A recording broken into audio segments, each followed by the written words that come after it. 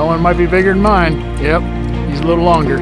But when you're looking at bait and weight rods, that kind of thing doesn't really matter because you're not working baits back actively. Yeah.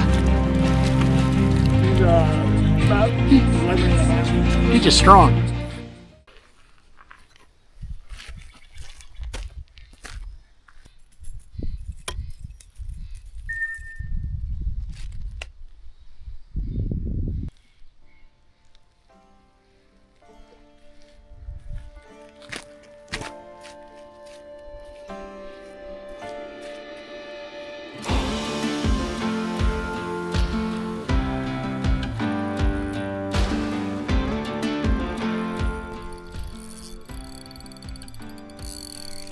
That was quick.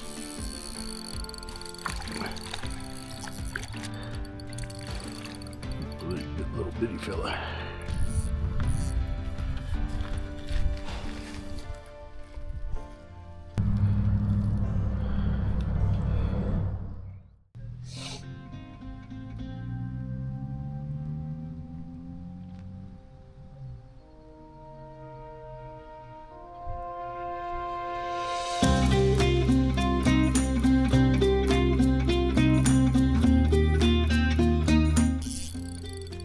Quality one.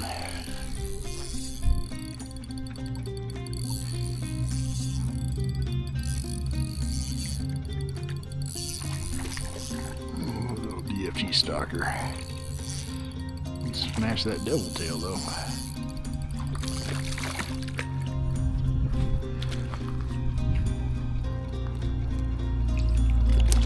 Oh, broke me off. There he goes. Skilled release. A lot of people are submissive. Oh, right. Right.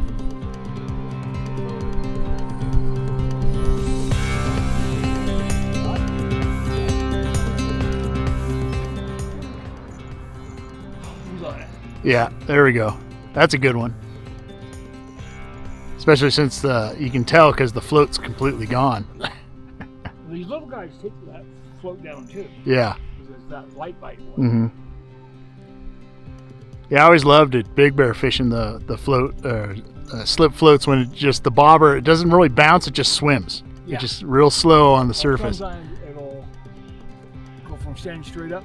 Yeah. Flat. Yeah, I've seen that too. Yeah, he's a. Yep. Yeah, that's a good one. Reeling in them toads now. Oh yeah. Mm-hmm. Much better. Than what I was catching this morning, good Lord. Just getting sad. Yep. I got a 3-pound leader on this one. Oh, okay. For safety. 4-pound main. Oh, okay.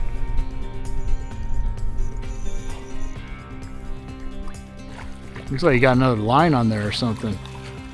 That's the wing. No, see the other line? There's another line hanging off of there. Okay. Yeah. Pick something up. Might have a souvenir. That one might be bigger than mine. Yep. He's a little longer. That's what she said. All right, ladies and gents, want to take a quick break from the action to show you what's going on out there. As always, I'll start off with the rods and reels I'm using out there. This here's the setup I use for most of my bait and weight applications. This is a Daiwa Spinmatic. It's an 8-foot ultralight rod. It's got a soft tip, little bit of a stiff backbone. So again, like this, I would call this a moderate fast action rod. For a reel, I have a Daiwa Legalis 1000 on here. Really, really nice reel. Especially for the money. I think you can get them 60 to 80 bucks. Sometimes you can get them on sale for around 50. Really solid reel for the money. When you get to the more expensive ultralight reels, like the ones we use for mini jigging and throwing the real ultralight baits, what it really comes down to is weight, and they're just a lot lighter than this. But the components in this Legalis, really, really nice, solid reel. And I love using them for bait and weight, but you can also use them for drop shot, even mini jigs, spoons.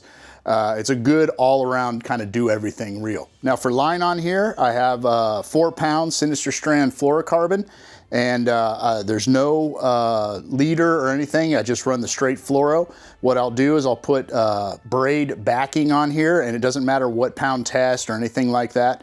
In fact, I have a link to a video right up here where you can see how I spool my spinning reels when you're using backing or not using backing. So I just put on a little bit of the braid backing on here. So the rest of the Sinister spool can fill up the spool, and I attach it with a double uni knot, and that's it. And it's a real good idea even if you're using any line, because guys that have a lot of experience with fishing will know on a lot of these spinning reels, most of the line never sees the light of day. So if you put some old braid on there, it doesn't matter what pound test, as long as it's not too heavy, obviously. But you can save some money and time, and every time you re-spool your fluorocarbon, you only have to spool it up halfway, and you're actually using the line that's on the reel instead of wasting half of it. Because when you're ultralight fishing, you're just never going to get to that line. I mean, I don't care how big the fish is. I've caught some huge fish on these ultralight setups, and they've taken a lot of line, and I haven't got to where I was even close to being spooled. So good tip, something that'll save you a little bit of money and time, and at least it makes me feel a lot better knowing I'm not wasting a bunch of line. All right, guys, let's talk about Carolina rigs, especially when you're using bait fishing for trouts. It's one of the most common rigs I've found to catch trout using floating bait, and they work great. And there's two different versions of it, and what we have up top is the rig I typically use, and it's one with a Carolina keeper. And what this little dude is, it's a cool little piece of plastic that has a slit in it. So if you use pliers and pinch the sides of this Carolina keeper, it opens up, and you're allowed to slide this keeper up and down wherever you want it. And the benefit of that is you can adjust your leader on the fly. Now this bottom Carolina rig is an old school Carolina rig, as I like to call it. And obviously you got your hook up front, you have a barrel swivel, a bead, and then your egg sinker, which is a great rig to catch trout. But the disadvantage of this is if you want to change your leader length, because trout typically won't always be in the same depth day to day. You know, they always try to get in the most comfortable column of water they can find that has the best temperature and the best oxygen content. So sometimes they may be shallower, sometimes they may be higher up in the water column. So if you want to change your leader length, you have to retie this leader. Whereas with the Carolina keeper rig, you don't. So that's the huge advantage of this. And basically the way a Carolina rig works, it's typically used for bait fishing here, and with a floating bait. And the idea behind it is you cast out, your weight will hit the bottom, and your bait on the hook will float up and sit there, right? Well, when the trout comes by and takes the bait, he'll start pulling line. But if you look over here at this egg sinker, you can see that the line slides right through the center of it. And what that does is doesn't put any tension on the line, so the trout may ingest the bait further, so you're guaranteed a hookup. And that's basically the principle behind this rig, and it works really well. Now, as you can see, I have bright braid on both of these Carolina rigs. That is for demonstration purposes only. I always use mono or fluorocarbon, usually in the 2 to 6 pound range. The braid is only on here just so it's brighter and it's a little bit easier to see against this black background. Because if I tied up a regular Carolina rig for trout, they're very tiny and it'd be much more difficult to see. So now the terminal tackle I typically use when I'm trout fishing. If I use a single hook, I usually use these small number 10 size hooks, and the number 10s are good because they're big enough to get good hookups, and you can get real good presentation, especially if you're using something like a mice tail or a artificial bait, yet small enough that they'll allow the bait to float. Over here I have some treble hooks laid out, and these are the typical sizes I'll use. Right here we have a size 16 down to a size 18 and a size 20. Rarely use the 20, only if the fish are being real finicky. Typically, I'll use the 18 or the 16 is usually about the sweet spot for me. And then for my egg sinkers, you have your 1/2 ounce, which happens to be on the rigs, your 1/4 ounce, and your 1/8 ounce. Most of the time, 99% of the time, I use a 1/4 ounce because, you know, typically I'm just doing a sidearm cast, I'm not doing a full cast. But there are times at certain lakes where it's shallow, even way out, and the trout may be further out, so you might want that extra weight. But you can also use the 1/8 weight, especially if the fish are in close. It's absolutely not a problem and a real good weight. Now the 1/2 ounce, I'll use. I use it a lot on slip bobber fishing, sometimes with the bigger bobbers, or if, like in this case I just said, if it's shallow and the trout are way out, I may want that extra weight to get a real good cast, but that's very, very rare. And I like to go as light as possible with my rig. So typically I'm using a 1/4 ounce. So hopefully that clears a few things up. Let's go on and I will show you how I rig the various baits for this Carolina rig and get on them trout. All right, guys, now what we're using out there are the new GSF Devil Tails, and they also have these GSF Mice Tails, and all these are floating baits for trout, and they work really, really well. I'll show you a few ways that I rig these up. Again, I have a 2/0 hook. Normally I use a size 10 mosquito hook, but I'm just using this for demonstration purposes as it would be much easier to see. Now, the way I hook these up is identical. So I'll show you on the Devil Tail here, but it's the exact same styles of presentation that you can use if you're using the Mice Tails or Mouse Tails, either way. So one of the typical ways I like to hook these up is to go right through the top of the head. So I start with the top of the head of this Devil Tail, and with the Mice Tail it'd be the same thing. As I go right through the center, and then right when it comes out the neck, I'll pop the hook out and snug it on through so the hook's sticking out like this. And again, this is a bigger hook than the number 10. The number 10 is much smaller, so just a little bit of the hook sticking out. And that's an effective way to hook these up. Another way is to do the exact opposite and start at the bottom so it comes out the top. Again, like this. So it'll be floating something like that with that tail wiggling away. Hopefully if there's some current. Another way, and I used to do this back in the day with old school Mice Tails, is starting what I call the neck. So right when the head comes to the body of the tail, work it down the worm here until it goes about halfway, and then pop that hook out and slide it down so it's more in the tail, like that. And then another way is what's called wacky rigging. And that's probably the easiest one. It's where you just hook it right in the middle here. So it'll be floating like this, and then as you can see, you get a lot more action out of it. And sometimes they really want it that way. Or another way I found is you can just hook it sideways right through the head. Just like that.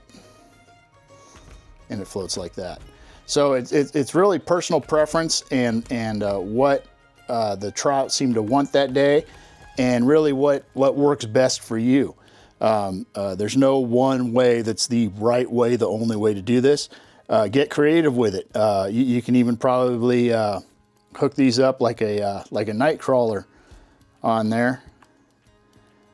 I never really done that before, but why not? So it looks something like that. And that would certainly work too. So get creative with it and try different things. And you never know what's going to get those trout to bite on any particular day. All right, guys, now how am I getting on these fish? And as you can see in the earlier clips, there's a rather large weed bed right in front of us, which can be problematic, especially if you want to throw jigs or spoons from shore. It makes it a lot more difficult. So we switched to bait and weight. which was a great decision because that's what got us on the fish. I didn't see very many people at all, even in the boats, catching on this day on the moving baits, which does happen. I usually prefer to fish the jigs and the minnows a lot more than the bait and weight. To me, it's a lot more effective. But there are times when the fish don't want that. They want the bait. So if you want to catch fish, you got to diversify what you do and try different things and be prepared to throw just about anything at them, including the kitchen sink sometimes, if you want to get a fish on the line, right?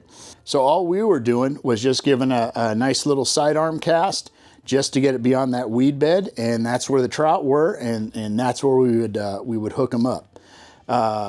Typically, the trout are not going to be out in deep water, so you usually don't need to make a real far cast. Usually it's just 10 to 15 feet offshore, and that's where they're going to be, because what happens with trout is they're a very sensitive fish. Gay! And they want a perfect water temperature and oxygen content. And most guys that know, they've done a little bit of research into trout fishing, is trout are a cold water fish. So you figure, well, they're going to go deep because the water's colder in the deeper areas of the lake, right? Well, that's true, but there is a lesser amount of oxygen in that deep water. So the trout don't like it as much. So what they'll do is, when it warms up during midday, is they'll just move away from shore. They won't go out deeper. And what you got to imagine is like an imaginary straight line that's going underwater. And that's the line the trout are going to be on, because it has that perfect temperature, or the best they can find, with the right amount of oxygen content in that water. So when they're out in the middle of the lake on that imaginary line or that column of water, you're going to have to use a slip bobber or a regular bobber to hopefully get the bait down to them. If you cast out a Carolina rig out in that deep water, it's going to sink to the bottom, and there's nothing but catfish down there, maybe, if at all. So just remember that when you're trout fishing, especially with bait, you don't have to cast out far. Don't give it a big old heave, because most of the time, I'd say, like I said, 90%, they're going to be right up close, about within 10 to 15 feet of shore. And if you follow those basics, you should find them, and you should get onto those fish, no problem. So with that, hope you all learned something. I certainly do every time. And let's get back to the rest of the video and see how it all shook out.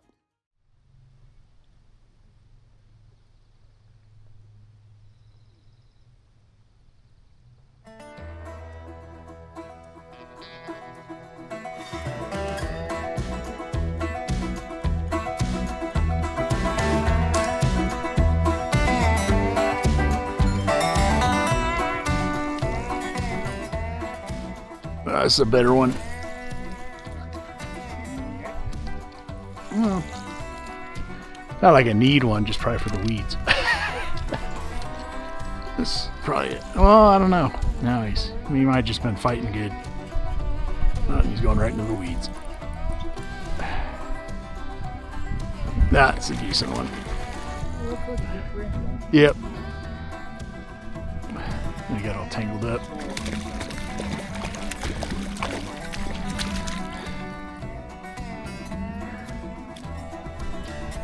All right, that's more. Double tail? Yeah, on that devil tail. There you go, better. I've been through a lot, and it's like I've got lucky. The woman I.